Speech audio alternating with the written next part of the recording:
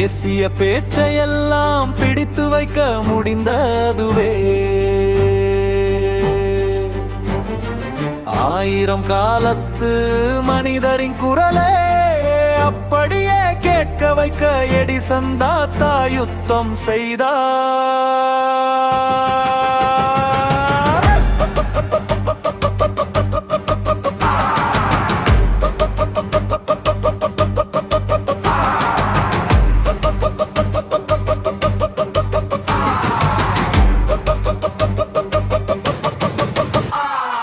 தகர உருளை அங்கே தாளம் போட்டு சுழலுதே.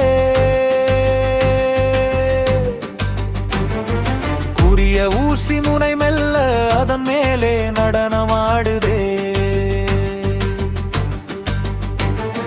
மேரி ஹட்டல் இட்டு லேம்பு என்று மெதுவாக அவர் பாடினார். பாடி அந்த பாட்டு அப்படியே திரும்பி வர கேட்டார்.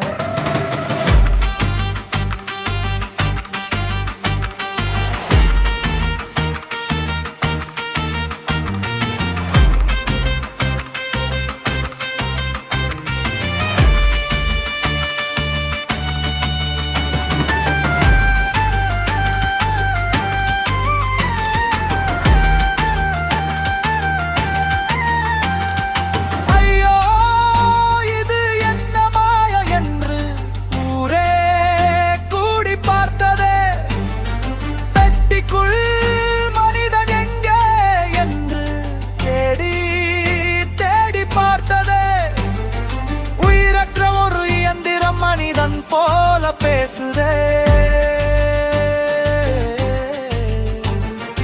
உலகமே மிரண்டு போய் எடிசனை தெய்வம் என்று போற்றுதே. அன்று அவர் தந்த அந்த ஒளியை பதிவு செய்யும் வித்தை இன்று நம் காதுகளில் தேனாக பாயும் இசைக்கு தந்தை. இறைந்தவர் குரலும் மாறாமல் ஒலிக்குதே. எடிசனின் புகழ் எக்காலமும் நிலைத்து நிற்குதே.